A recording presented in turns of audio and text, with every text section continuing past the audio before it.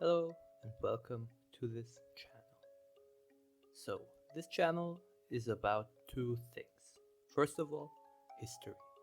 I'll be talking a lot about history on this channel as well as about language. Languages and history. That's what this channel is all about. So, this channel is for everybody who loves languages and history and who has an attention span above 7 seconds. Okay, let's dive directly into today's topic. Today's topic is Chomsky's theory of universal grammar. And sorry if I pronounced his name wrong, I have no idea how his name is pronounced. So, what even is Chomsky's universal grammar theory? So, the main theory is that all humans are born with the ability to acquire language. Okay, so far so good.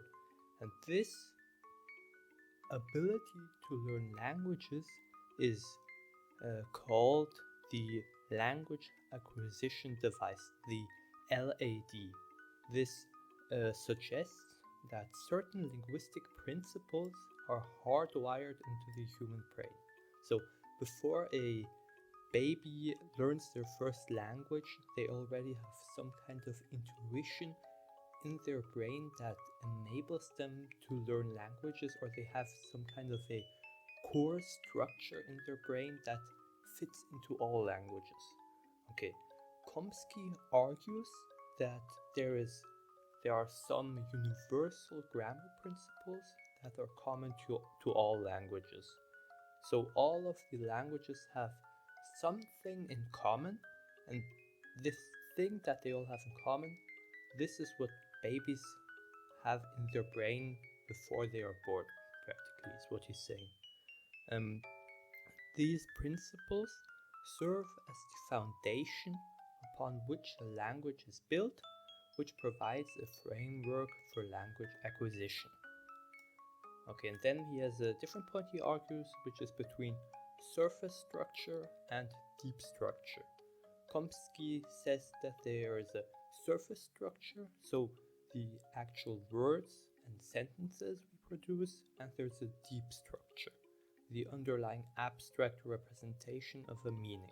So he thinks that there could be that the deep structure is like the universal grammar principle, while the surface structure is always different between different languages. So this deep structure is the same in every language on the planet. Okay, another point that Chomsky argues is that children learn their language by extracting these underlying rules, these deep structures, and they identify these by their input and the grammar they receive from their parents or anybody around them.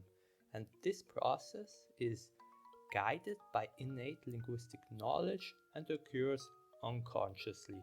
So, of course, the baby doesn't think like, I'm gonna learn this now, how does this work? If there's a R at the end of the verb, then I have to conjugate it like this. Of course, the baby doesn't do this. This is all happening unconsciously. Chomsky also proposes that there is a critical period in the childhood during which language acquisition is very effective. Like the child can learn in this phase very fast. But after this period, language learning becomes significantly harder. This is what many people think, like, oh, you have to start learning a language when you're, I don't know, 6 years old. If you're 20, it will be way harder than when you're 10. Yeah, this is what many people think, and Chomsky supports this thesis. And this idea suggests that there is a biological basis for language acquisition, and it supports the notion of an innate language faculty. Okay, now what are some arguments for this thesis?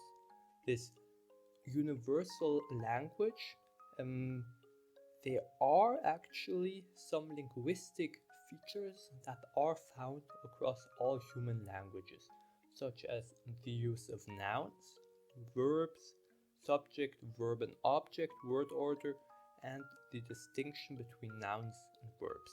So Chomsky's theory does have some truth in it.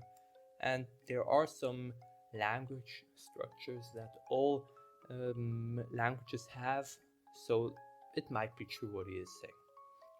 This point about language acquisition in children, that children can learn a language way faster, scientifically they do seem to learn a language more rapidly than older people, but it's not that much, so we don't really know if it's true or not.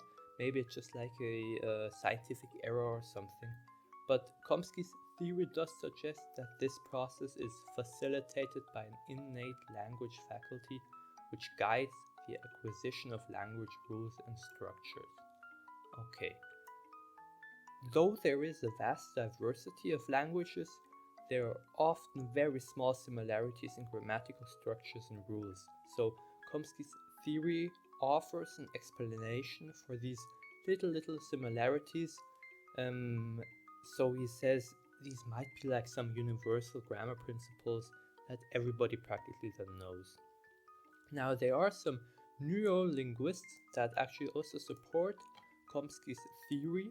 They say that they have identified brain regions which are associated with language processing and acquisition. So Chomsky's theory provides a theoretical framework for understanding how these brain regions interact and develop during language acquisition. And of course here you always have to keep in mind that all of this is theoretical. None of this is proven. These are all just theories. What are arguments against Chomsky's theory? So there is a lack of empirical evidence. That's what I just mentioned. They're all theories. There isn't really any evidence. While Chomsky's theory is influential, many people of course argue that it lacks sufficient evidence and it doesn't really support its claims, this evidence.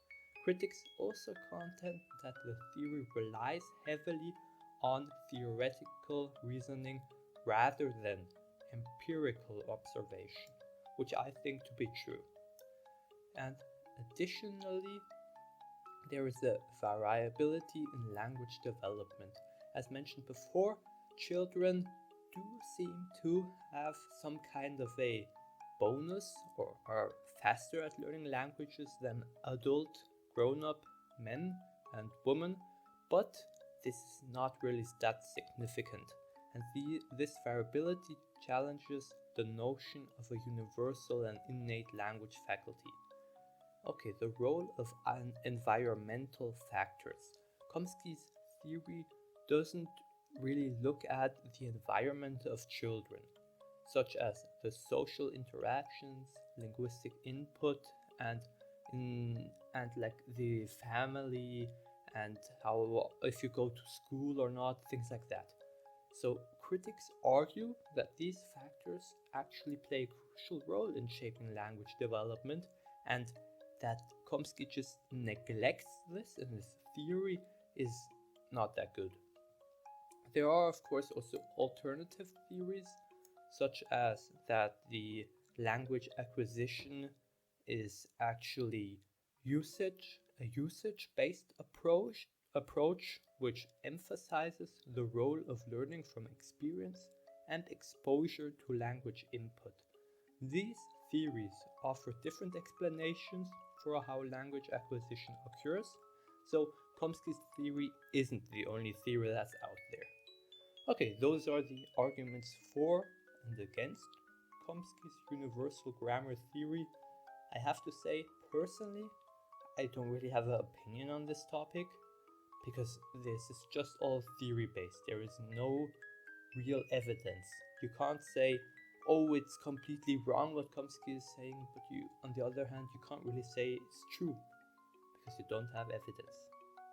You don't have evidence for the theory and you don't have evidence against it. Okay, thanks for listening. This was my first video on this channel and I hope I'll see you next time.